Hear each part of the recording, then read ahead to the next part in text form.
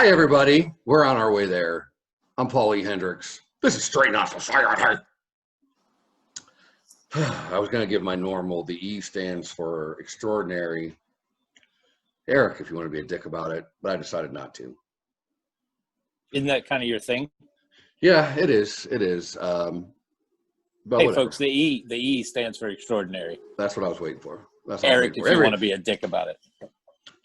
Welcome to Straight On Society, everyone. All 7 of you. Appreciate it. I have a guest today. You can see him to my left. He's the co-host of, what are you the co-host of? It's The Least We Could Do. The least you could do is tell everybody. The least you could do is remember the name of the fucking podcast. I just gave it. I remembered it. I wanted you to. I tend to overtalk. It's a little show that we do live on Saturday evenings from 8 p.m. to 10 p.m. Myself, my partner in crime, Mr. Jimmy Preston, and our intrepid producer, Kyle Bauer. Wow, what an adjective to use for Kyle. Intrepid, yeah, right? If he watched the show, he would see it. That's a true statement. Well, Dwayne's not also, no, only the co-host, because they only do that once a week, and it's not like the other hours of the week he just sits there turned off. He's got a father. He's got a father. He is a father. How about that? He's a husband. Right now, he's also a professional teacher. You can probably tell. Looks like every teacher I ever had. He's a Louisiana native, yet not racist. So go figure. Hey, man, that took a lot of work. I know a lot of Louisiana folks that aren't racist. They're all black. But yeah, let's start off with that because, earlier this summer, obviously the civil unrest, things that happened with George Floyd. Mm-hmm. And Dwayne and I talked a lot throughout that process because for me, we're both members of the Austin Facial Hair Club. And in the bearding world, a lot of people showed their asses. And it was, I don't know if I was surprised as much as just really disappointed because we raised a shit ton of money for nonprofits and low income areas in our community in Austin, but we do this all over the fucking world.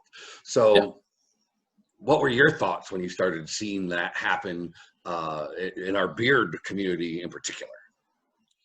Honestly, man, like I don't know a lot of those people well. Yeah, I don't either. They were Facebook. Because we're on Facebook, I don't know a lot of them well either. Yeah, we schmooze at beard comps and whatnot and have a good time, but there was never really any deep conversation about, your theories on life and whatnot. Right. There was no connection. No. I mean, that's hard. With some. I was just saying that's normal because when we're at comps, there's a lot of people. Oftentimes we're hosting and you're running around doing things and also chatting with people and getting drunk. But you don't sit down and have an hour-long deep discussion with anyone. And we're always fucked up. Anyway, to be honest, it's not like that time where I tell me about, what do you think about metaphysics? I mean, don't get me wrong. There's been some good connections with some people through the bearding community, but was I surprised? No, I wasn't, because what I was surprised by was the amount of people that I've known my entire life that I held some sort of deep respect or love for, that I never would have thought that I heard some of the things coming out of their mouths. I never would have thought I would have heard those things come from their orifices. Yeah. You know what I mean? Right.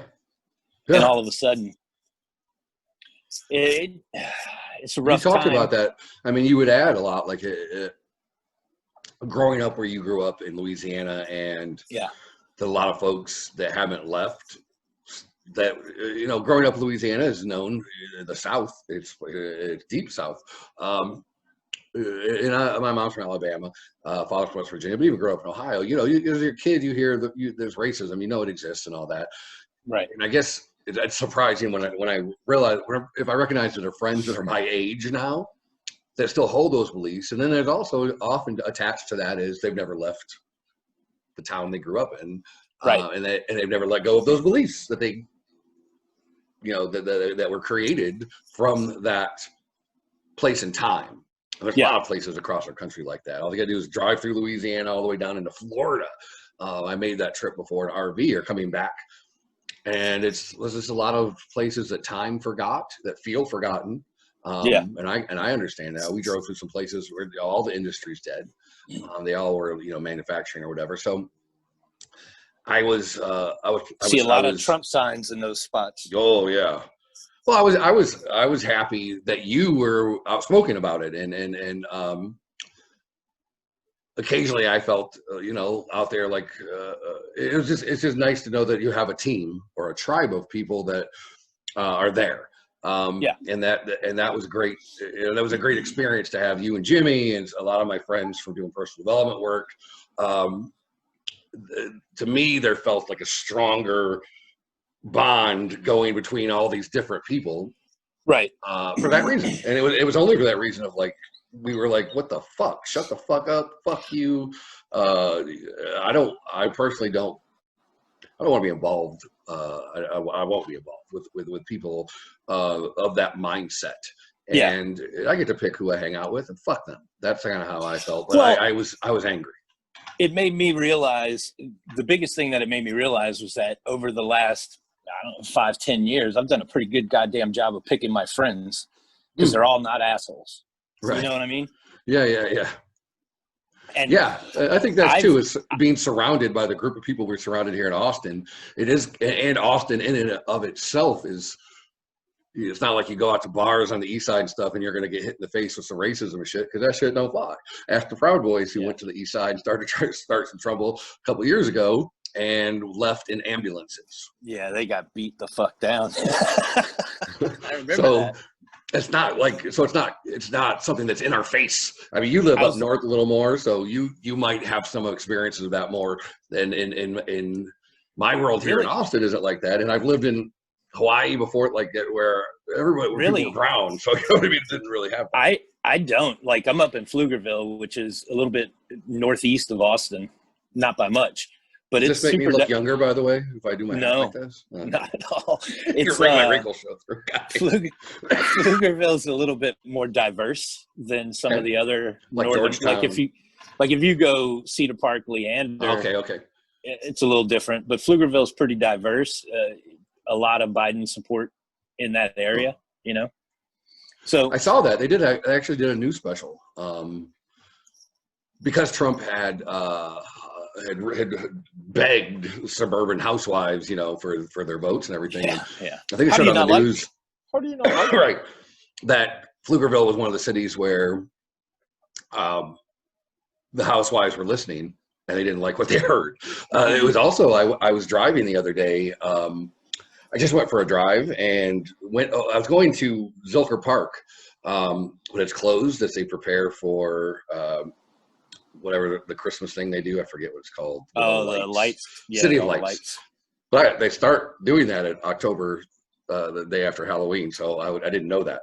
And so I ended up just driving around it and going up the hill there that goes through like the west side with some mansions and shit. And I swear to God, dude, every other house had a Biden sign, and I was just kind of taken aback. But we weren't far west, like Bees Caves, it's still Austin. But I was pleasantly surprised that just about every house had a Biden sign in it in the front yard. Not in the front yard, because you can't see the front yard because they're gated, but in the tree lawn on the other side of the gate or the wall, there were trees. And I was just kind of like, oh, wow, that's really interesting, and I'm happy to see that. Pleasantly surprised, I guess, is what I felt. I made quite a few trips back to Louisiana during this since March because had some sick family members. My stepfather passed away a few weeks back, and it's a punch in the gut to like get out of Travis County into these more rural Texas areas, and man, it's. Right before the election, right? So I'm like, man, is this motherfucker gonna win again? Like, it's a strong possibility this motherfucker might win again. Yeah, I don't know why people thought it would be such a landslide. I did not for a moment think it was going to be a land. I thought it'd be close. I didn't know we'd still be sitting here waiting, but it doesn't surprise me because it's right up Trump's alley. But I didn't think it was going to be that. I mean, there was way too much Trump support I saw. I thought Biden would win, and I would probably admit that a lot of that was hope. And but I didn't think it'd be close. I didn't think it'd be a landslide. I'm disappointed because that is a reflection of a value system where our country is divided on a lot of values. And I've been thinking, like, how do we breach that? And one thing I have found that was a blessing, I guess, out of that was how many states legalized cannabis.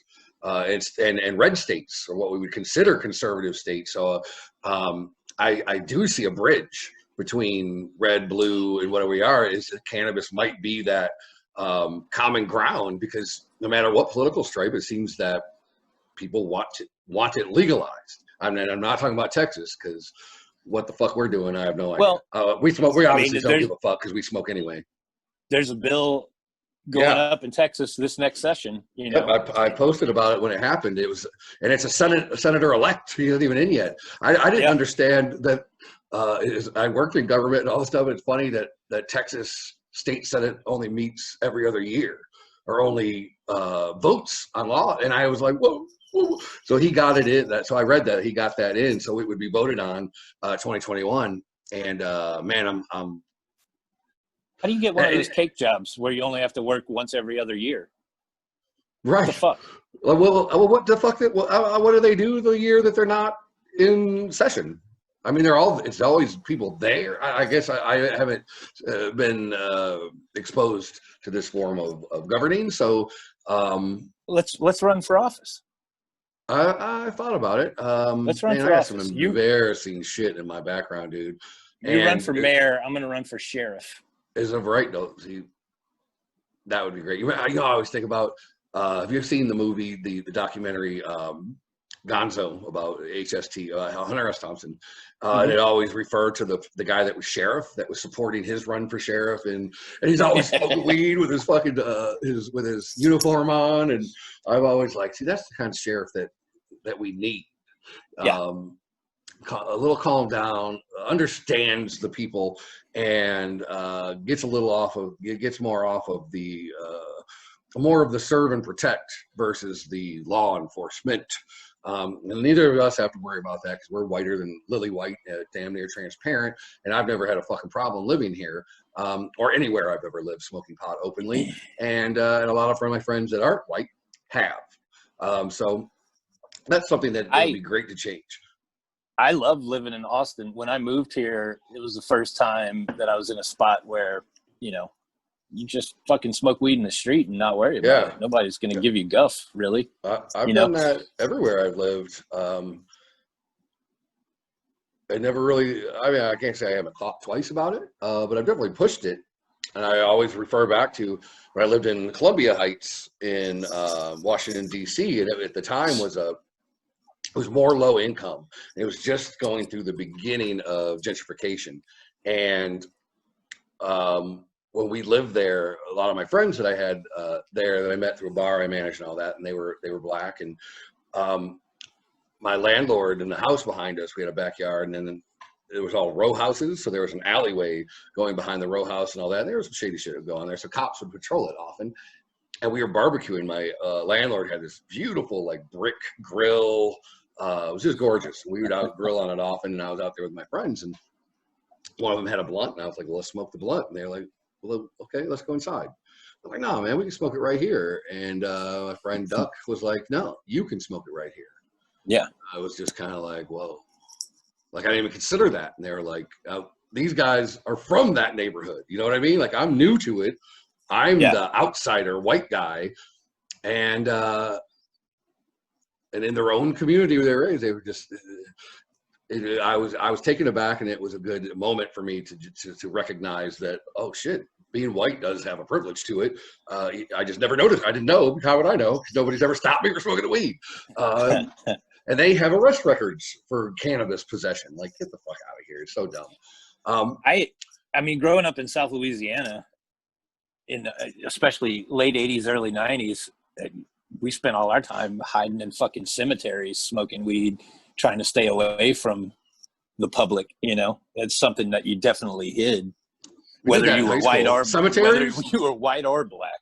Cemeteries were probably some of the first places I ever went, because I was a punk rocker and had a lot of goth friends. So that was their go-to just hang out place. I think that's right around when I first started smoking weed, was going to those. I just want everybody to know that Dwayne isn't far away. Dwayne is portraying the camera. He actually, there he is. We just wanted to let you guys know we want to do this live, and it's more fun. And actually, Dwayne saw the interview I did with our friend Joe that I released this past Wednesday, A Poet's Breath. And as Joe was talking about the story that happened that Christmas, and Dwayne, the guy Dwayne, gave him a ride home and was asking him all these questions or whatever. That's Dwayne. That fucker. That's Dwayne the biker. Brownies. He ate two brownies. That's funny, because I recognize, as I might have been telling you, that the whole story Joe was telling about the brownie story at Christmas, and I kept saying that he had holes in it, and I was going to point out what really happened afterwards. And I was smoking that Mendo breath, and it's a super strong indica. And so by the time I just ended the interview, the only reason I ended it was because, you know, when you get hit with that, I just want to watch, like my brain, I was doing well, and then it was just kind of like, oh shit, like I was high and I didn't want to talk. I didn't want to think. I wanted to like stare at Bob's Burgers or something that I don't have to think about. It's going to make me laugh. And so I never told the end of the fucking story. And so Dwayne rigged up a very great point. Go ahead, tell him. The best part of that day, and this is probably not the part of the story you wanted to hear, but the best part of that day for me is your fucking apartment was packed, bro. Wait, there's like 40 people. And we were sitting over on this opposite end of the balcony that I'm on. It was you, me, Doc, and Joe. And we had probably a 2-hour conversation about comic book movies. Oh, I do remember that.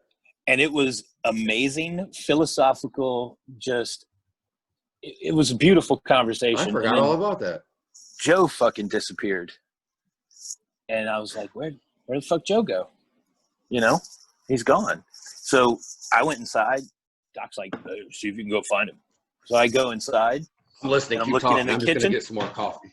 Looking in the kitchen. I thought he was going to grab some more sham. And no Joe. No Joe anywhere. And isn't this a pot smoking show? I'm going to like this joint, Paul. Yeah, I was about to say we haven't even gotten into it yet. I thought you already lit. And I didn't see Joe for like 20 minutes. And when he came out of that bathroom, he was not the same person that he was when he went in. Like he was not the same dude that I was having a conversation about comic books with on the balcony. He was like a fucking zombie. Dude, here's how it went down. So I remember that conversation now, because I don't know if it was you. I remember me, Joe, and somebody else. I cut the brownies all the same size, and they were definitely big boy sizes. They were like, they fit in your hand. It might have been you, because we were in the kitchen and there wasn't a whole lot of people there yet. Or maybe there was a lot of people there, but about 45 minutes later, he came up to me and he's like, hey, Paul, you thinking about eating another brownie? And I was like, no. I was like, I gave a hand size, and he's like, well, it's been about 45 minutes. And I was like, bro, I said, I would give it at least an hour and a half before I'd make any kind of choice like that. He's like, I got you. And then an hour or so later, I see him sitting on the stool and right up against what the fuck is that called? The wall? Kitchen. The kitchen. No, how it's open and there's the bar area on the kitchen, on the countertop. Shit. Yeah. Excuse me. So he was sitting like this, and his head was kind of like this, and sweat was dripping down his face. And I stopped. I looked at him like, Joe, you all right? And he was like, I said, you ate a second brownie, didn't you? He was like, yeah. And I was like, I told you, man. Damn. He was like, I think I got to go. And I was like, well, because I think he had taken a bus there over here. And I was like, all right, man, well, we'll get you right home. He wasn't driving then. No, because I think Brian even said he'd get where I was like, well, we'll get you settled. And if you need to lay down, you certainly can. And he's like, well, I go to the bathroom. And then I was like, at least a half hour gone by before. Luckily, we have 2 bathrooms. But somebody was like, man, whoever's been in your bathroom has been in there for a minute. I was like, oh, Joe, shit. Knocking on the door. Hey, I'm okay. All right. So he gets up, and I love how he tells the story about all the bikers. It's so funny because we know these people like Tony and all them. And Tony's not a biker. He's a mechanic. And but we all look like bikers. Yeah, we all look like does. a stereotypical biker. And some are. You're a biker. I mean, some people are, but it's not like we just look like that. And everybody also wears cuts and has club patches and everything on. So his memory after that, the first time he messaged me, he was just like, "You know the nicest bikers I have ever met in my life." And I was just laughing about it. But so we did, like, we formed an eggshell around him to get him downstairs because Joe's a big boy. And if he went down, that could be, it's a first concrete staircase. And it would also, if he got any momentum behind him, he would wreck whoever was in front of him easy. And that was me. And I was just as high as he was. Well, not just as high, because I only ate one brownie. And anyway, so I didn't bring that up in the show, the holes, because he told that at Brian's memorial. He also left out the second brownie in that one. And maybe that's just how he makes himself feel good. Anyway, he had left. I came back in. I walked by the bathroom, and I just looked in it because there was a scent coming from him. And it was spotless. I mean, it was spotless. So I knew he did something. And I was like, man, it smells like cleaned the bathroom. But it didn't. It smelled like he had double dutched. You know, and I've been there. I've double dutched before, and it's not fun. And he cleaned it up, but he still could smell it. So I had to go, after you guys left, I had to mop the bathroom because I couldn't stand just walking by it. It was grossing me out, but it's all funny, and I get it. And we've all been there. But now I get to end the story with Dwayne, because Dwayne was the part of the story, but Joe doesn't ever tell it fully correct. And at the same time, we were all high too, so there could be some distortions in even my memory of it. But I remember it so strongly because it was just funny. Like he said in the podcast, he felt like Obama because he had security detail, secret security. What he said about the ride home was absolutely true, though. Like I asked him random questions the whole way home because he was just. Oh, I could imagine, dude. And I've never gotten that place off of weed. I don't think that I've gotten like literally nauseous and sick. I mean, I've gotten too high where kind of just melt into somewhere, but I don't.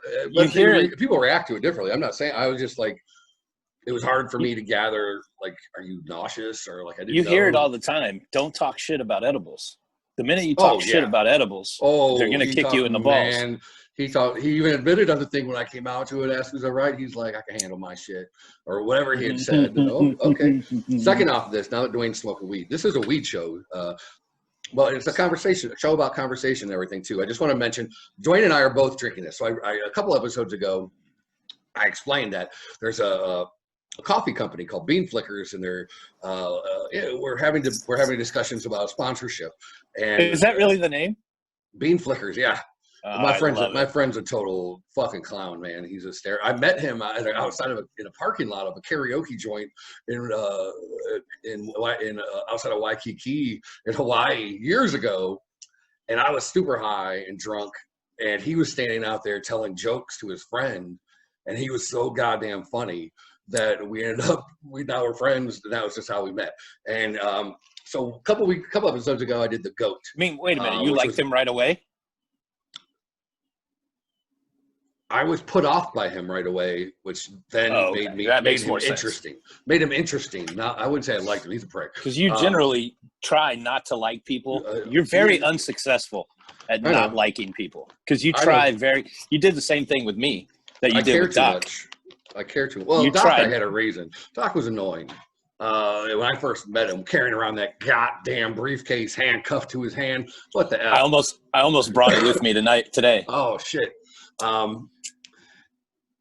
And I'd seen him around the writing circles before, and he was just loud and boisterous, and then I met him at an event at Whippin', and we'd already seen each other and talked. Well, the first time I met him, he was almost trying to pick a fight with me, Patrick, Jeff Ray, and was it you?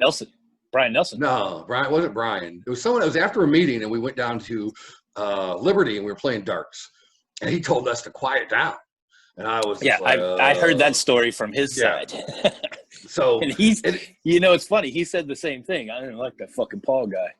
Yeah, that's all right. I don't like me sometimes too. So then again, we went back to Liberty, or we were at the Grackle. Sorry, we were back to the Grackle, and Jeff Ray comes out. Jeff Ray doesn't drink anymore. He was really drunk at the time. We were playing cards that night out at our friend Andrew's house up north, and he comes out with Brian. I got to introduce you to Brian, and I was just like, oh.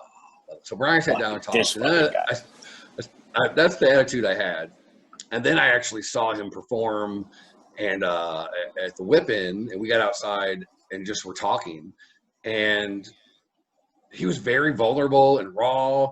And I read his book, and his book is called Squalor. And it's filled with squalor. And he's also just super vulnerable, super raw, super real in his way he writes. And as soon as I finished his book, and then we were sitting outside, and I was like, God damn it, I like this motherfucker. I don't want to like him. You know what I mean? Like, I don't want to like him, but I do. And then they ended up joining the Facial Hair Club.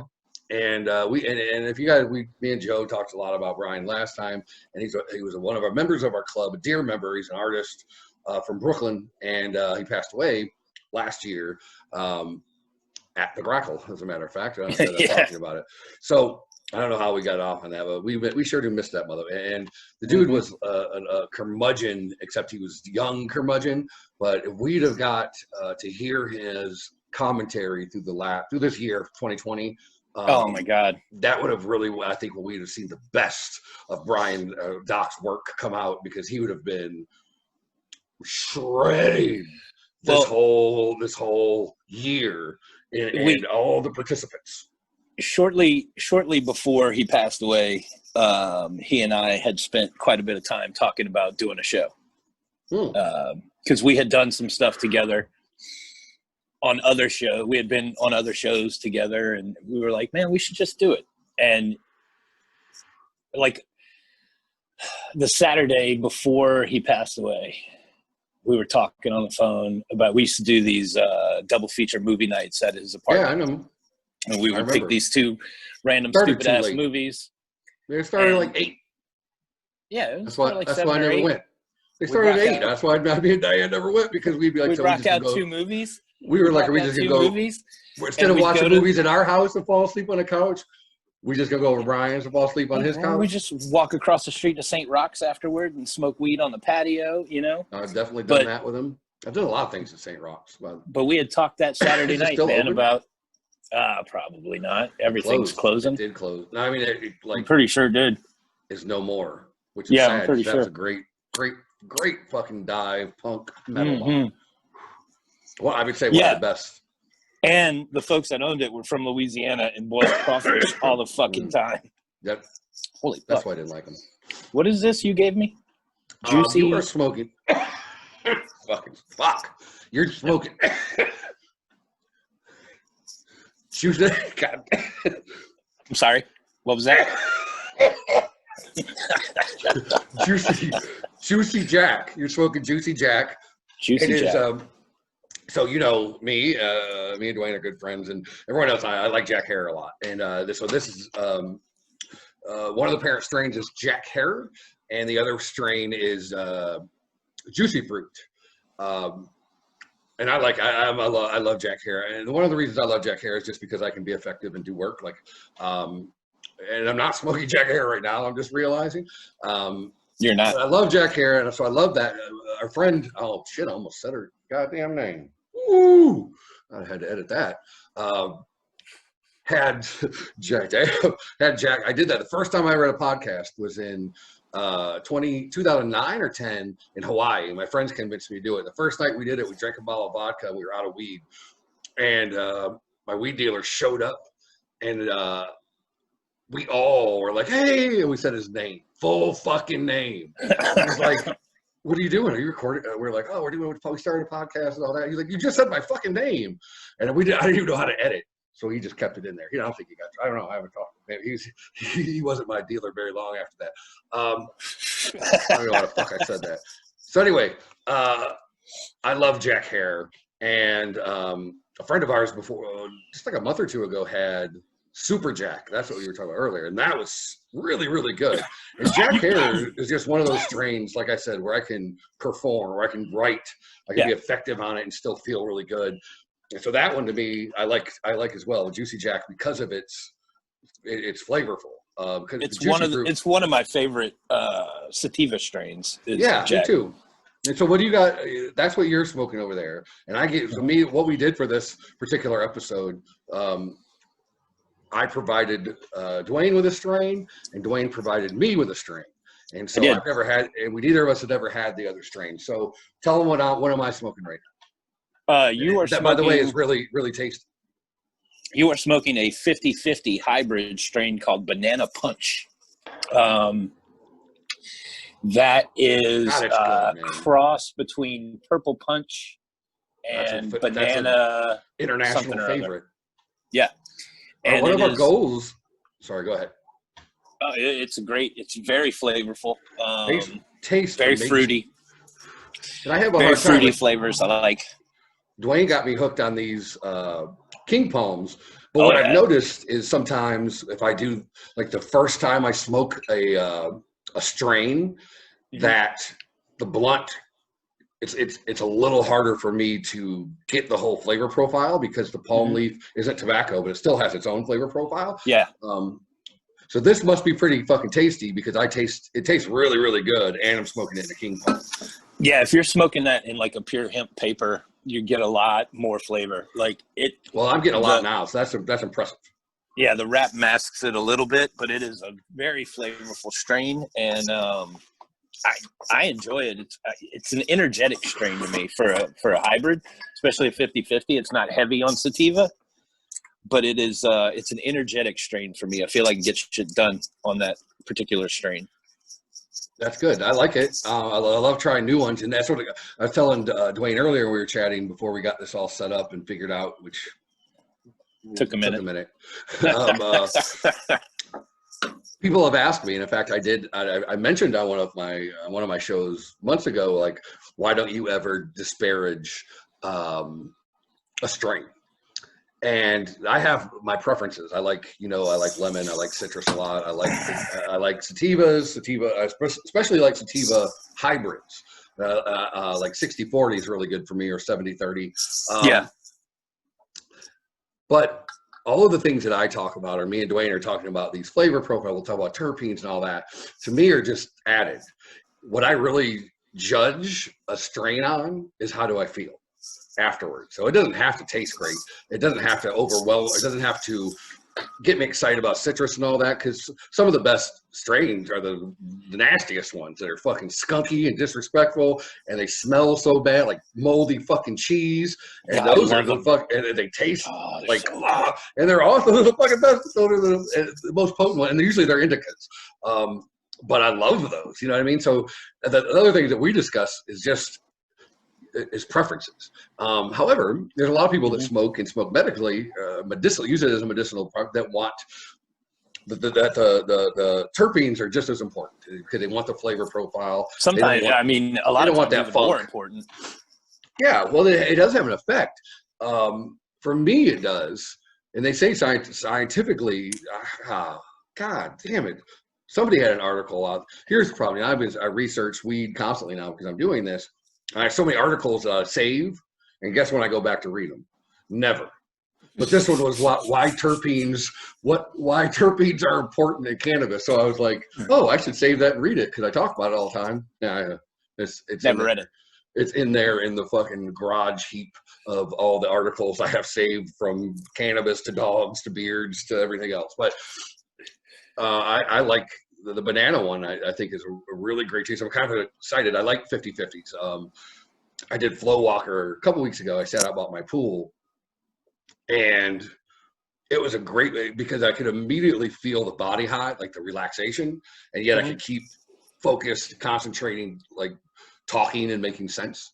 And those 50-50s, and I find, and maybe you don't, but they're harder to come by than 60-40s or something like the Flow. I've had a couple, and now this one, and then the last 2 years I think I've had 3 50-50s. I don't know. Do you know why they just aren't as popular? Or I guess, and I don't run across a lot of 50-50s. Most of what I run across is either a straight sativa or a 60-40. Oh wow. And it'll be either sativa heavy or indica heavy. Like that other one I brought you is peach rings. I'm excited about that. Oh, what'd you call it? Peach rings. Peach. With a Z. Yeah, peach rings. Yeah, that's why I'm excited about it. I love peach. I brought that other one for you. That one is a 60-40 indica. But what I like about it, here's what I like about it. With a lot of indicas, what people complain about, you hear body high and head high, right?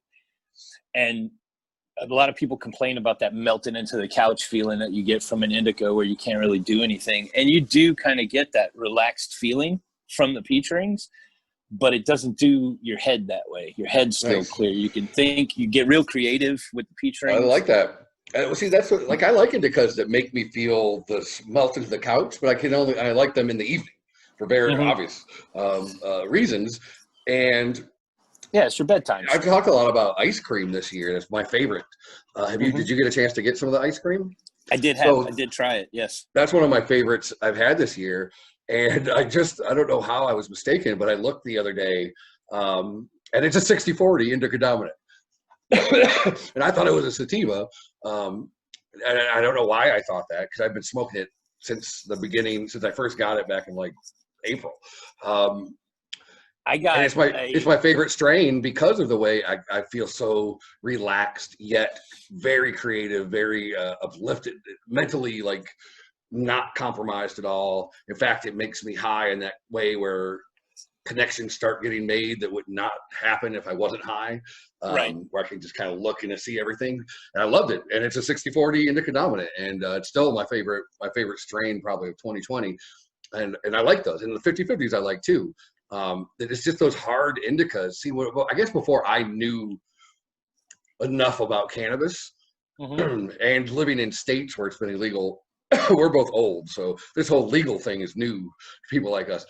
Interesting thing. I'm going to go back to that. This one site I follow that all it does is aggregate cannabis articles and things of that nature. And they're the ones that shared one of my videos. They got like 30,000 views, and I don't say a fucking word in the whole goddamn thing. That's irony for you. And they had posted a poll yesterday, and the poll was, how many of you buy, or it was, do you buy from dispensary or do you buy black market? And it showed the black market was way higher. And the next question was, do you live in a state that has dispensaries where it's legal? And the majority of people that lived in states where it's legal bought from black market still. And that really kind of, I was like, whoa, I wouldn't have expected that. It's really not surprising, because most of the states where it's legal, it's also legal to grow. So you got a ton of people that are growing their own and fucking with, hybrids and that's what I want to do. Crossbreed seeds. I wouldn't if we legalized it here, I wouldn't go to, if I go to dispensaries, I'd even order my seeds from fucking from Holland and shit, or Amsterdam, Netherlands rather. I would immediately start. Well, okay, no, I lied. I would go see them, because there's going to be things there that I'm not going to be able to make. And but I would immediately start growing my own, at least a couple plants. And I mean, that's one of the reasons why we want a ranch here with 100 acres, is banking on that risk, banking on the fact that this inevitably the dominoes will fall, just because there's so many people in the state behind them pushing them. And the amount of money it would bring to the state. I mean, look what it did for Colorado and their school systems. If you're going to be, I think that's why you saw so many states legalize it in this election cycle, is tax money. With the way the economy is right now, man, the tax money is a boon to these states. And Texas is the second biggest state in the nation, man. I mean, I saw an article recently that said shitty school system. First year averages for tax revenue on legal weed in Texas at $3.8 billion a year. That's a lot of fucking money, bro. In Colorado, didn't it improve all their state? They infrastructure, spending on infrastructure, schools, and all of that. None of that came out. And so I have an issue with taxes and all that. We live in a state where there are no state taxes. However, if you're using money from try owning property in this motherfucking state. Oh man, but I'm saying you're using this money coming from it's like brand new money, and you're using it now to pay roads and schools and stuff. That's bringing in so much money to the state to be used for other necessity. I mean, we keep talking about we're scared of fucking Mexicans, we're scared of all this shit, and I got a fucking flat tire a block from my house yesterday because the goddamn road's here. I'm supposed to be afraid of a fucking Mexican coming over and taking my job. I got a flat tire on a brand new goddamn tire. Were you on your way to a parking lot wrestling match? I was on my way to therapy. I got a flat then too. Almost the same. Yeah. Yeah, man. So the tire. I could imagine therapy with you and a parking lot wrestling match is probably pretty close to the same thing. My therapist loves me. All I do is I go in and I vomit, and then she points out thoughts I don't see, and that's therapy. And I set it up. That's the way I like it. It's like having a coach. And my therapist, she's writing a book, and wants me to be in it. Just because like a case study. Well, because I've actually regrown neural pathways where the trauma that creates them, and I've regrown them through doing the various I can't remember the various modes of therapy and just doing the fucking work, which means when I get to that anxiety or get to that anger place, to be able to stop, take a break, take a pause, and then shift to something else. And I don't always do it, but I'm way better than I have. And I used to follow it with breaking my laptops and televisions. I've broken more cell phones since cell phones have been around, and not doing that and not attacking Diane. Been there, bro. Yeah. So it's funny because I go to a therapist who's attached to the city. So there's modes that I have to go through there, but my insurance covers it. I have a copay, and because I'm doing well. So I have a psychiatrist also and a therapist. Right. Like insurance could use that as a reason to stop paying for therapy because they have to turn in the notes, and if they read all over that, they could say, oh, well, it's working. It's worked. And so my therapist and my psych have told me that. Last time my therapist was telling that, I was like, so should I start making some shit up or whatever? Like it's working, and so you want to take it away. And that's just kind of along the lines of how Texas feels about mental health. They don't give a fuck about it. They don't really. It's one of the least priorities, and there's so many. Yet the governor and the people that are so against it are constantly on us about the homeless population and about our mayor. And they don't want to do anything to help, and they don't want to invest any money into mental health programs. And a good portion of those people out there are drug addicts and have mental health problems. And it's fucking sad to me. It's sad. I feel like. I didn't do the shit to me as a child that I experienced. Yet as an adult, I don't feel it makes me feel unseen. Like that's your problem. Deal with it, which is fine. I don't mind paying for therapy at all. I'm not saying I shouldn't, but it's not. It took me almost a year to get a therapist. That's how hard it was. Having insurance. That's why most people don't use it. Therapists don't take insurance anymore because they don't want to pay shit. And I'm not going to even mention my insurance here because it's from the state, whatever. Anyway, you know what time it is right now, don't you? What time is it? It's time to take a break. I'm going to stop recording this for a second. I need a cigarette, and I'm high as a goddamn monkey up in the top of a tree. I don't even know what kind of weed I'm smoking right now, so. Super Jack, or no, you got a new one. God damn, you finished that? Yeah. Dude, you might be a stoner. Hey y'all, Doug Benson here. Watch Strain on Society with Paul E. Hendricks.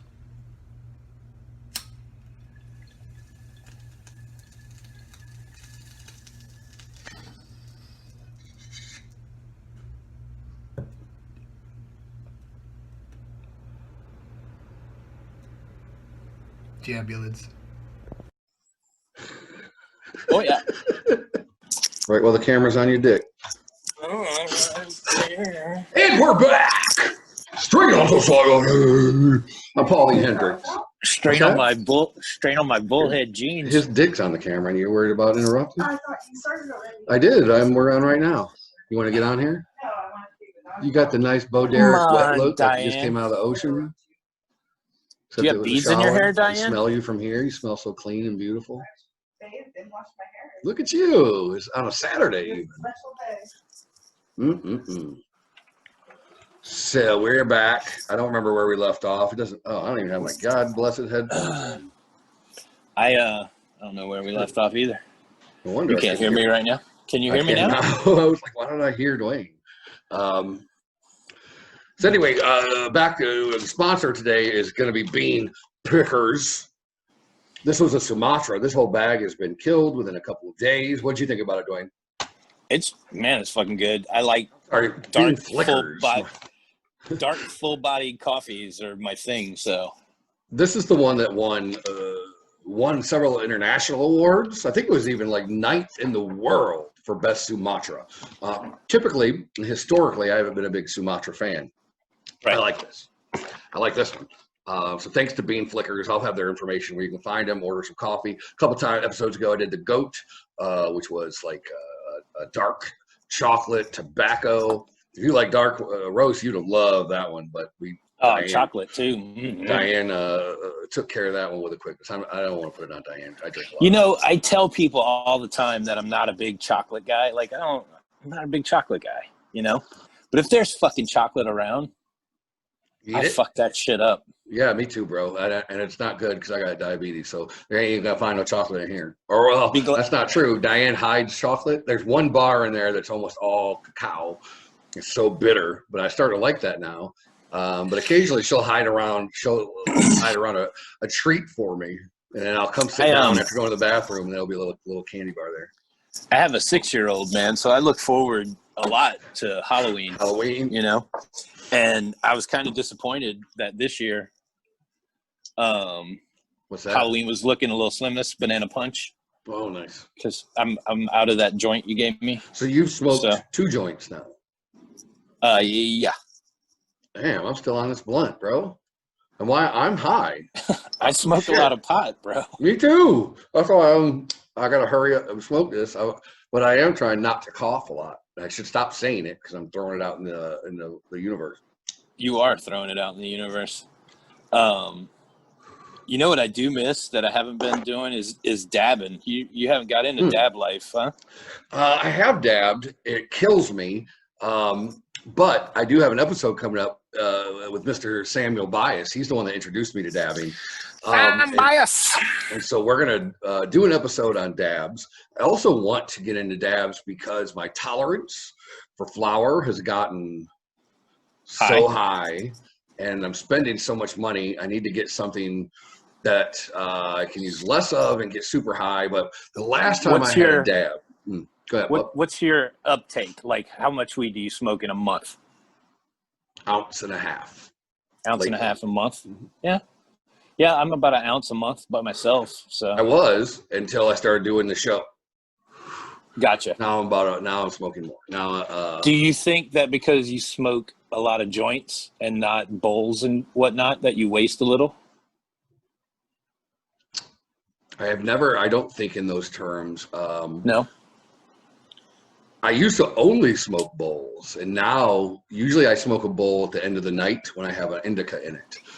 Because lately I'll roll, if I make a cone, fill a cone with an indica, I'll wake up the next day and it's like a third of the way smoked. And then it just sits there, and I got to like set it aside so I make sure I don't smoke it during the day. But if I have a bowl, like I have one bowl dedicated to just indicas. And so if I fill that in the evening, and my evenings now, because I get up so fucking early, my evening starts at like 6. So, I wanted to talk about that too, with your sleep patterns. What time? Early morning person. What time do you go to bed? Last night, I don't know. I fell asleep on the couch. Oh, I went to bed before Diane and the dogs last night because I kept falling asleep in the recliner. I probably started falling asleep around 8:30 last night. So, on average, you're in bed before 10 o'clock? Around 10, yeah. Yeah. And you wake up regularly at 5? Between 5 and 5:30, yeah. That's my norm. Over the last several months. If I'm asleep before midnight, I'm up at 3. If I go to sleep after midnight, I wake up at 5. Doesn't matter what time I go to sleep at 3. I'm going to wake up at fucking 5. Wow. But if I go to bed before midnight, I'm up at 3. I don't feel like I lack sleep. It's just I like being an early morning person, but before that was like 6:30 a.m. and that was great. And I like to write in the mornings. And then I started getting up a little earlier, around 5:30, and I'm still okay with that. And now recently, like today, I got up at like 4:15. But when I wake up ready and raring to go. Like I wake up and I'm up. You know what I mean? Yeah. So I don't even consider going back to bed. I go to the bathroom, I come in, I make coffee, wash dishes or whatever, wait for the coffee to get done, and then I go sit on my porch. I might read, just sit there and listen to birds, whatever. It's just before anything else is happening, and that's one of my favorite times. And it's one of my times where I get to think through my day, what content I'm going to do, what part of the book I'm writing, and I just like it. So it doesn't bother me. But what the problem I'm having is, say, a couple of weeks ago, I was invited to be on a podcast about wrestling, particularly about the movie The Wrestler with Mickey Rourke, and then they were going to talk about top 10 wrestlers of all time. So I would totally love. It's a great movie. Yeah, and I would love to do that. And it started at 8. Do you have a top 10 wrestlers of all time? Yeah, I'm sure I could go deeper than that. It was supposed to be top 5. They made it top 10 because top 5 was too hard. I mean, I don't have it written out, but I would definitely come up with it. But the problem was it started at 8. So in my world now, that's like starting something at 11 p.m. You know what I mean? So, and I didn't want to be on, so I didn't do the podcast because I would have. I wasn't doing, like, I've done yours, but I'm at home. Past your bedtime. But I'm at home, yeah, and it's not a big deal. I had to leave, go, and then do a 2-hour podcast. I felt like I would have gotten agitated and irritated. Yeah. And I didn't want to do that. And that's not fair to them. This pipe you gave me is clogged to shit. Is it? I can tell when I looked at it that I put it in I boiled it, but I saw that there was still a chunk. Yeah, you said clean. Well, let me get you another one. I got a several. What I was going to ask Paul, folks, was actually, I forgot what it was I was going to ask him because I might be a little high, but not high enough. This coffee is amazing, and I love the name Bean Flickers. I don't know if all of you out there are picking up on the Bean Flickers. Well, we won't go there. Oh. I don't think I've ever used that. How does it work? It's a bowl. Oh, I know. Yeah, you fill that, right? I presume. I don't think I've ever used it. And then you light this. Yep.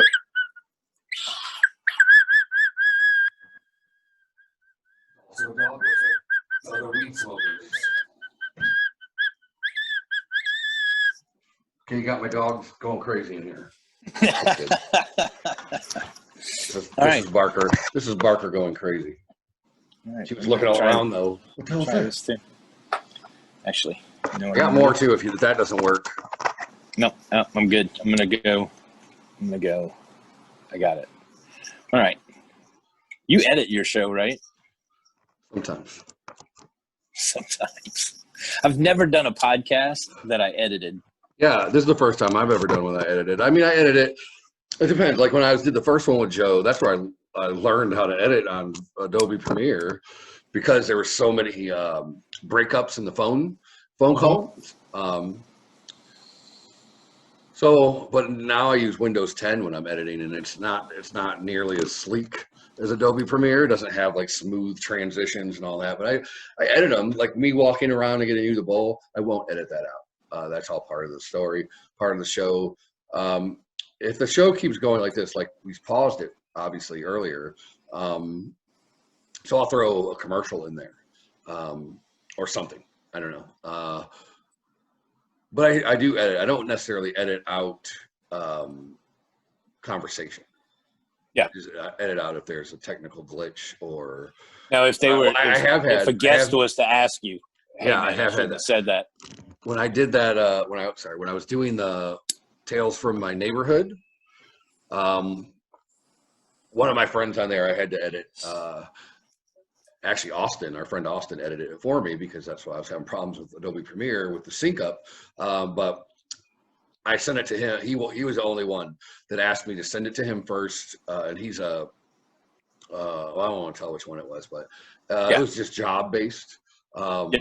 Because I had referred to him as an executive at Ford, and he's management at Ford, but they clearly have defined he's not a Ford executive, like a representation. He's not the one on TV being the spokesperson, like he's not on the board. And so that was it. He didn't want the language that I used to be confused by folks, because he has an agreement obviously with them as management, as a representation of them. So I edited that out for him. Well, understandable. Austin did. Yeah, totally. And it was funny because I had asked him some stuff that I never asked before, which I probably should. Like, do you want me not to bring something up or whatever? Because I know all these guys since we were little kids, so we have a lot of stories that are, could haunt someone that has a higher up position or whatever. So, and one of the challenges even now is, like, I want to have more people of color and women women entrepreneurs and women smokers, particularly like there's some HUIs, we say in Hawaii, associations of like people of color or growers of color that kind of go together and started marijuana businesses. So I'm looking forward to having some of that. But the issue is a lot of people, like, even if they own their own companies or they're on a board, and so they have to ask them first. Not the weed related ones, but some of my other friends, even are owners of their own companies, or they are people that have wanted to do it and yet have jobs that are careers that because it's Texas is the only reason, or wherever they might live, and they're apprehensive. And if they're apprehensive, I'm just like, nope, I don't want to even walk close to that line to get somebody in trouble. No. So it's just me. I'm going to have to extend more invitations out to people I don't have relationships with already. And so building a relationship and all that. And I know plenty of interesting people as well. It's just, it's fun, and I have a list of people I want. And until recently, like I talked to you a while ago about it, but until recently, I wasn't gonna do any more interviews until I figured out a way to edit. And I couldn't do it through Adobe Premiere because it was just it kept unsyncing. And so I would do interviews. I don't have to edit myself if I'm just doing it. You know what I mean? Whether interviews, I gotta, so now that I have that, now I'm doing I have you, so you won't come on this week, you'll come on the following week. Or maybe I'll do a special episode. But I have interviews now lined up. So it's not being a problem. Like, I have them lined up through the beginning of December. I guess that's not too far along, but I just started lining them up again the last couple of weeks because I was like, okay, I can edit this. Man, it must be nice to be part of a show that you're actually prepared like more than a day in advance. Like, sometimes we prepare the morning of the show for the show. Yeah, well, I mean, how many of these do I do when I don't have an interview? I record a lot of them spontaneously. True. I'll be honest, some of the times I do it is because I want to get high, and whatever sample I haven't done a review yet, and I want to smoke it. So I force myself to do one. I mean, not like it's not fun, but I'm like, well, I want to smoke this. And there's been a couple where I ran out of before doing a review on, and then I put in a request form, and I would get them again, but it always comes with the side eye. Well, there was really, dude, you're getting this for reviews, and you're smoking it, not reviewing it, and I got to give you more. And I'm like, yes, I'm sorry. I'm sorry. There was not long ago, a few weeks back, I guess, you had invited me over to hang out by the pool. Yeah.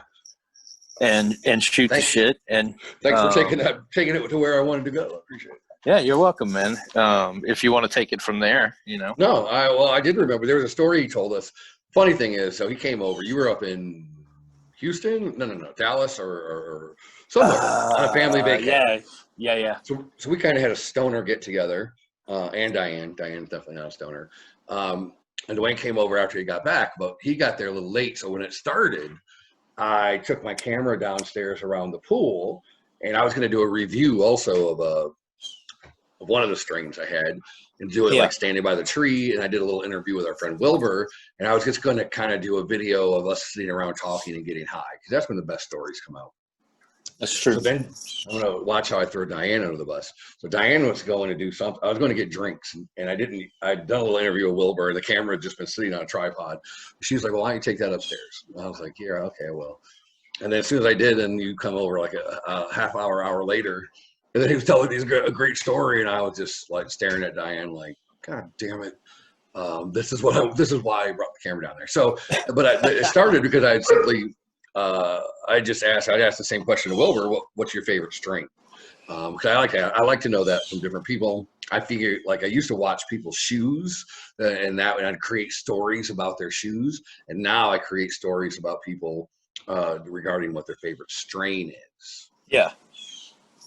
So what is your favorite strain? And that's what led to this conversation that I'm glad you're bringing me back to, because I'm obviously high. The story, yeah. Conversation.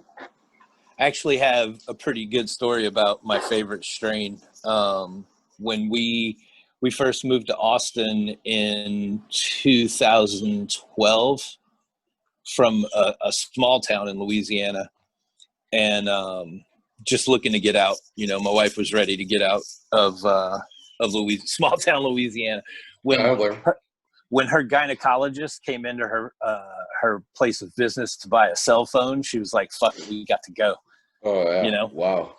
I run into my shrink at Wheatsville all the time, and then he had to clarify, because he's like, some people get weird, and I see him in Wheatsville, and I'm like, "Hey, Dr. Gorapati." I was like, I don't give a fuck. Not like I'm like, "Hey, brain fixer." I feel like when she realized that every other woman in the store was also his patient, it became a little weird. But so a friend of mine had moved out here a couple years before us, and I was like, "Hey, why don't we go check out Austin?" So we came out, we liked it, we moved here, and the weed was great. So we're here a couple months, I guess. That's a definite stoner brand, by the way. When the weed is great is part of your moving decision, which I totally agree with. But I totally agree. I mean, we're considering moving back to Arizona right now because they just leave. Hey, we've been considering it too, man. We have been thinking about like where to go, where it can be a light winter, and so whatever. Go ahead. Sorry.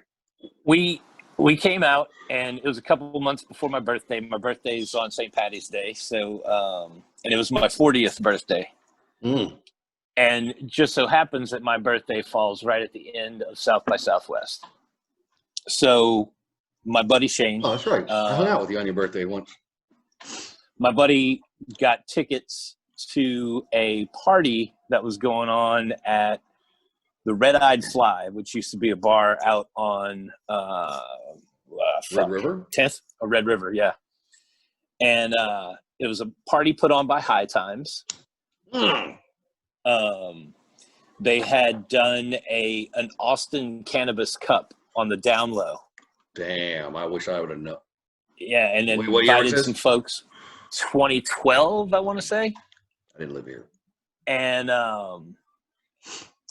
so we go over there, and like I had never been really out to places in Austin yet, like just a couple of music clubs to see bands and whatnot.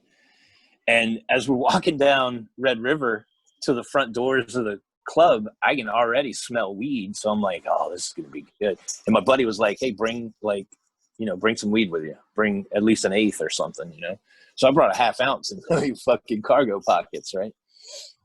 And the strain that he had at the time was Blue Dream. And it had taken third in the contest the previous night. Nice. So we're there, man. There's a shit ton of bands playing.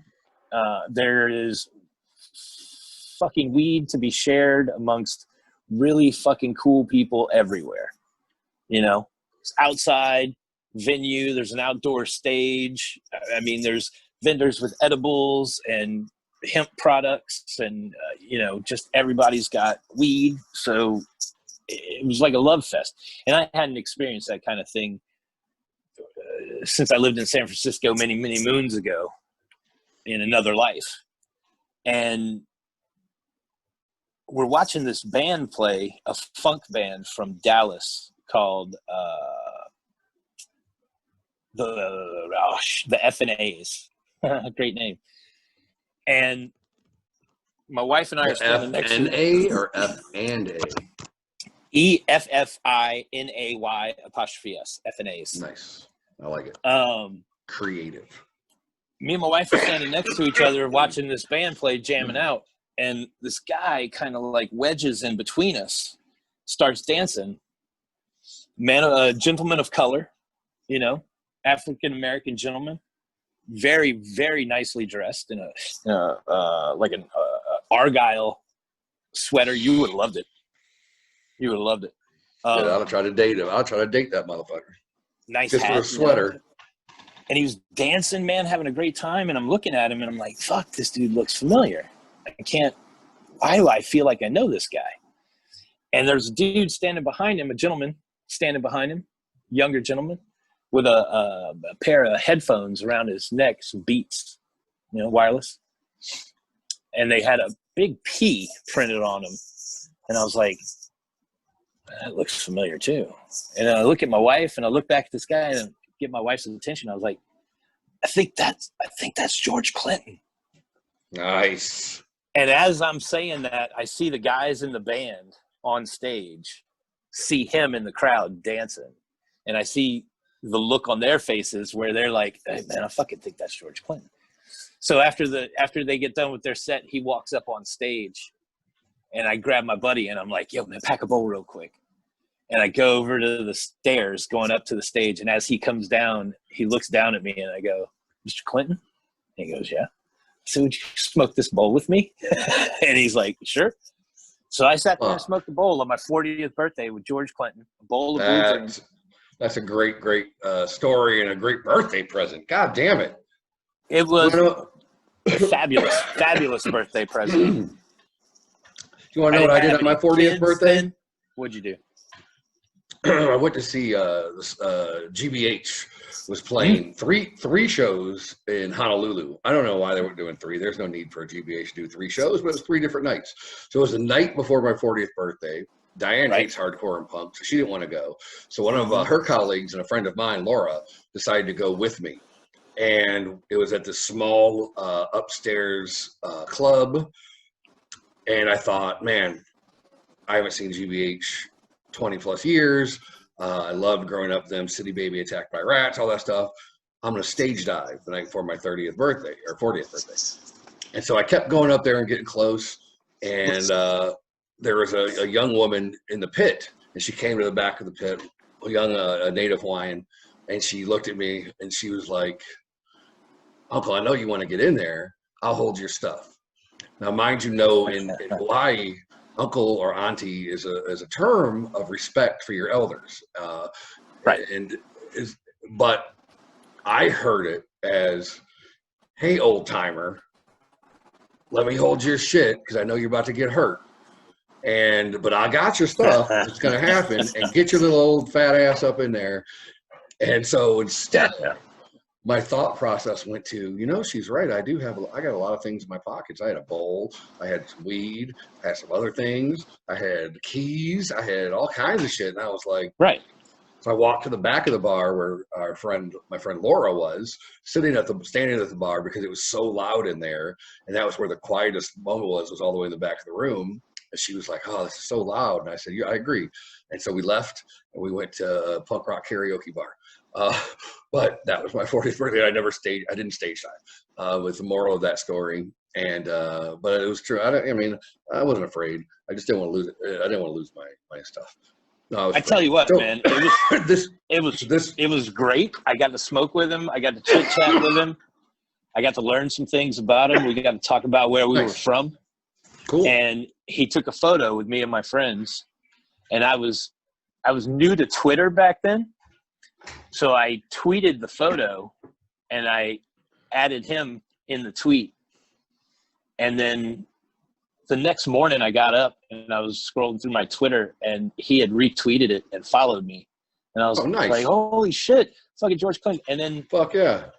Like a year later, I get a DM on Twitter and it's from him, and he was fishing like South Louisiana somewhere. And was like, hey, thought about you, and sent me a photo of him fucking fishing. Oh, my God. So your guys are like best friends. Because we were talking about fishing. I wish. Jeez. That's a great memory. That's a great, yeah, it's fucking. I got super baked with Rob Van Dam of wrestling fame at his hotel room after a wrestling bout in Cleveland. And then I saw him 20 years later. Not quite 20 years later, walking down the boardwalk in Waikiki, and in my mind, we were homies. You know what I mean? Because we got baked together. We hung out for a couple hours together, and I walked up. I was like, "Hey, Rob, what's up?" And he was like, "Sup, man?" And just looked at me, and then he kept walking. And Diane started laughing at me, and she was like, "Oh, y'all are tight, huh?" And I was like, "Fuck you."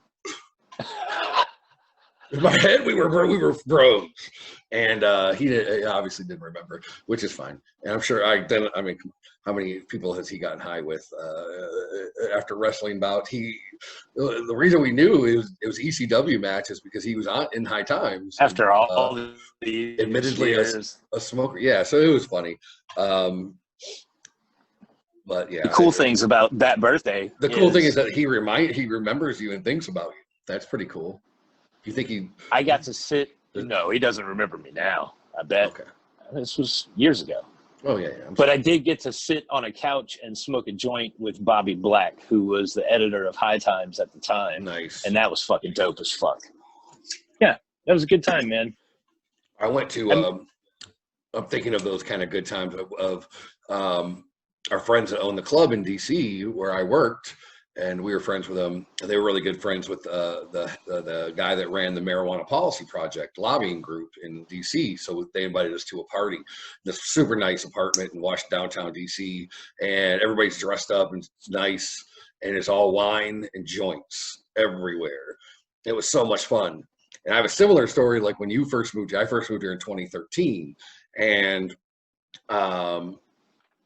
was going to meet John Toll, who ended up having a podcast with, the comedian, and me and him had known each other from Cleveland way back. We used to play in hardcore bands together, and I just moved here, so we had met some of our friends and went to the Brixton that already lived here, and then we went to meet him, and he was at the bar. What's the bar on Dirty Six? That's like the Jamaican bar, right? I don't even drive down 36, bro. Kind of close to the Velveeta Room. I don't remember the name of it, but they was there, and it was a night where the head of Marijuana Policy Project was there speaking, and the head of Texas Normal was there, and then they hired John to do a comedy set at the end, and he had an interpreter as well. Right. And so we got there and met them, and we went in, and we went on. As part of it, it's indoors. We go out the back and go upstairs, and there's a big deck outside and everything. And went out there, and people just started handing me joints, and I was like, "Oh, it's like that, huh?" And it's been like that ever since. Yeah. I went and saw John do a comedy show one night, and all the comedians would go to Shangri-La after. It was a Sunday night, and we went out on the back patio and just stood there smoking and with a bunch of comedians and everything. And I was like, "Oh, I'm gonna like this. I'm gonna like this town." Yeah, like once you've been here a while, you get to know the bars that are cool with it and the bars that aren't. But even the bars that aren't cool with it, they're not like kick you out. They're just like, stop doing that. Well, that's what I'm saying. Even the bars that aren't cool with it, they'll be like, "Hey, man, go do that in the parking lot or go out to the street." You know, like Jimmy got called out at Little Darlin' one time when we were there. And I think they thought Tony was smoking too because we were trying to put a bowl up to his mouth. But Jimmy had it. And then it would have been Mike Sanchez, the owner, walked up and they were like, "Hey, man, can you at least go out in the parking lot?" And I was like, "You guys!" I started yelling at him and shit like I was on his side and they were smoking my bowl. guys, I told you. What the fuck are you doing? Yeah, I feel like you've done that to me too. Yeah, I've done that to a lot of people. You did that to me on a patio somewhere. I can throw anyone under the bus. I've thrown people under the bus about smoking weed when I still have smoke coming out of my mouth. I'm pretty sure that you were smoking and you saw the guy coming to tell you something and handed me the bowl while he was on his way there. That's definitely some shit I would do. It's funny for me. You know what I mean? It was funny for me too. This has been an outstanding conversation that we've had. I'm glad that you came over for this. Finally, we got to do it. Even it took a minute to get set up, but I think it's all beautiful. And I, you know, I love you, man. You're one of my BFFs. Even though you drunkenly put your tongue in my mouth before, which was you liked it, and very lizard-esque. I had to actually go to you might not know about it because you're one of the lizard people, but there's a bank on the internet you can go to and take pictures of people and it'll line it up and search for you. So I had to do that. It's like, this motherfucker lizard, because he took out a filling. I want to just put it out there that the offer is still out for Jimmy and I, for Jimmy to fight Alex Jones and me to fight Tucker Carlson live at a venue of their choosing. I would love that so much. Yeah, that would be amazing. I want to do it before Tucker Carlson runs for president. I gotta end. Why you gotta end on some asshole? I don't want people going out thinking about that. Fuck him. You can edit that part out. I still want to fight that dude. Too lazy to edit. Choke him out with his tie. I'll edit out conversation. I mean, unless you started like talking about the Jews are getting racist, then that would have to be edited out, and I probably wouldn't run the episode either. Hey, thanks for inviting me on your show, man. Yeah, I love it, dude. I appreciate you guys. Your show is great as well, and I mean, I want this whole show to be based on cannabis and culture and conversation, and this was kind of a perfect example of it. If other people find it interesting, bonus. I enjoyed it.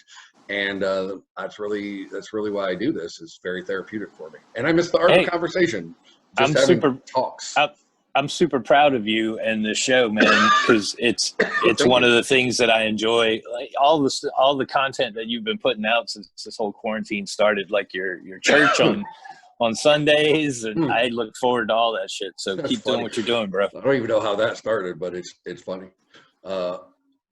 I think you should do the priest. You should do the priest outfit every Sunday. I've thought about it. So, dude, look, this past week I looked into what it takes to start a religion, and how to get past, so we could include cannabis in it. And so, a lot of the checks I can mark off, but some of the other ones I don't know how it would stand in this day and age because of the pandemic. But you have to actually have a physical location where people meet. Right. So I don't know if Zoom would qualify. But they may have changed that as far as how many churches are not considered essential, or are they considered? I don't even. I don't know. I do go to. I hold one on my porch where Dwayne's sitting, except I stand because it's church. But I have thought chairs will put you to sleep. We were gonna go. We were gonna ironically go to Hobby Lobby and buy the green cloth. To make the collar with, because we thought that would be a good way of spending money there to make to poke at religion a little bit. And then somebody said, you could have been Wilbur or whatever, like putting a leaf on it, but I don't think I want to do that. But I want to put something like on the middle of it. I don't know what. Yeah, I mean, I'm trying to stay away from marijuana leaves because that makes branding hard. Because I won't put anything with a marijuana leaf on my car, a sticker, or anything like that. No way. So yeah, we've had trouble. We've had trouble, and I know we've mentioned this, but we've had trouble promoting some of our shows, because of your strain spotlight. Which there's part of me that there's a little pride in that. Like, not that prevention. I don't want to hold you guys back, but it's. Kind of, it's so dumb to me. Yeah. Like if we were doing a review on Coors Light, ain't no fucking problem. Initially, it made me angry. Like I got real angry about it at first, and then I smoked, and then I felt all right. Yeah. Well, it was good. on top of it, now I know not to try to promote any of my podcasts ever. Right. So now, but it's also, I was like, oh, I'll start making commercials like the Function Associates. So that'll be fun for me to do. Yeah. And I want to see it. Did Jimmy try to boost last week's episode? Because there was no smoking on last week's, but there definitely, you mentioned it right out the gate. Yeah. I don't know if he was able to get it boosted because I tried to sabotage it. Well, I wanted to see if it was you can't talk about it, or if it was the actual smoking of it. So I'm curious to know, because now if I can't talk about it, we may never know, because I'm gonna talk about it every episode. Yeah, well, I mean, the last episode, not the past one, but the one before that, when you guys came back from break after the Strange Spotlight, Jimmy was smoking a bowl. He got caught. He was super mad about that too. Oh.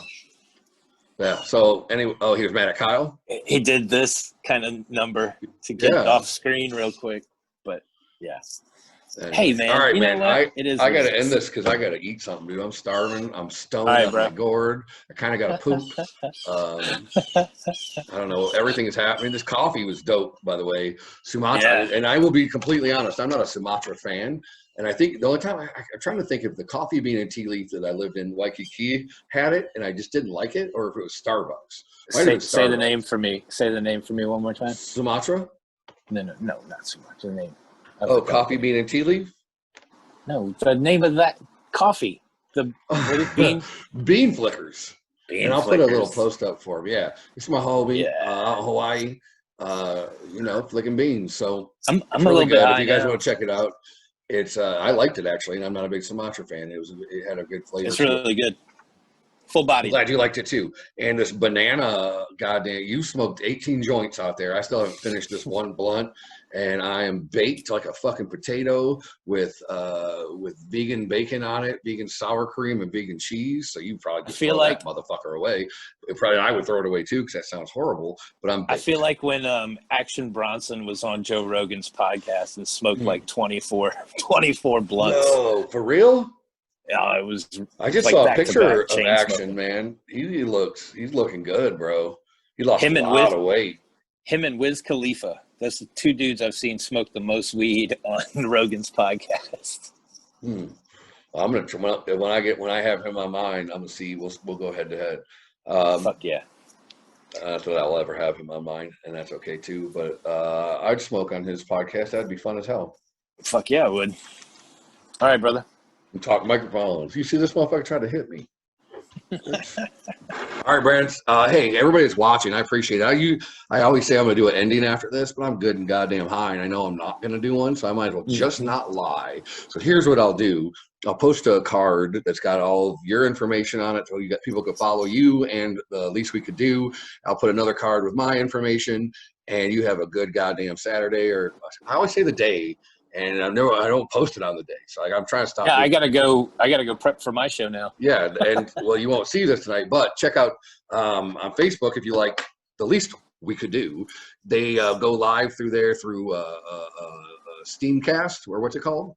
StreamYard. So it's live and it's interactive, and you can call in, and it's super fun. And there's shenanigans, there's tomfoolery, there's bickering between Dwayne and Jimmy, and Kyle kind of comes in and just really doesn't try to stop them from bickering, but he throws a couple firecrackers into the fire. He's been fanning the flames this week, so it could be an interesting show. Well, because it's fun it's entertaining for us. Sometimes there's tension, but tension's not bad. Being uncomfortable is not bad. I would mention tonight's guests, but nobody's going to see this before tonight, so. Sometimes you'll even see me. Check the like Facebooks and whatnot, like the day before the show. We'll usually know who the guests are. Well, so if you might message them, it could be you. Could be. Could very well this motherfucker said he wanted to be on the show. We have been known to invite commenters on the show mid-show, so nice. It's a possibility. I want to see Wilbur. We've had him on the show eyes, once. Dude. My eyes are hot. I can barely open mine. Yeah, for sure. All right, guys. Mustache looks good. Go do something with your day. The only thing I could say, if you could get your hands on this banana motherfucking bubble gum, what's it called? Banana Punch. Banana Punch. I'm blazed like a fucking ass clown. Punched you. smoked half of a mini.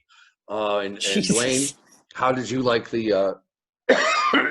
I'm gonna go clean my garage now after all this sativa. Nice. I'm gonna go blow some coke. And no, I'm just kidding. I'm not going to do that. I'm probably going to play FIFA soccer and get all hyphy. You know what? Getting my ass kicked. If you guys want a strain that is like smoking a bowl of crack, look for J1. That shit. That is. I don't. Straight sativa. The only time I ever like crack is when it's sprinkled over a joint. Remember those Primeaux? Like your last name. Oh yeah, like my last name. Right on. All right, you guys. Everybody have a good week. If you can get your hands on either of these strains, obviously I'll say put it in your face, but I think whatever strain you get, put it in your face. And I would just, my advice is get high and do good things. Mm-hmm. See everybody later. Peace out, Dwayne. Thank you, brother. Peace. I didn't even look. I hit the wrong button. See, now I might edit this.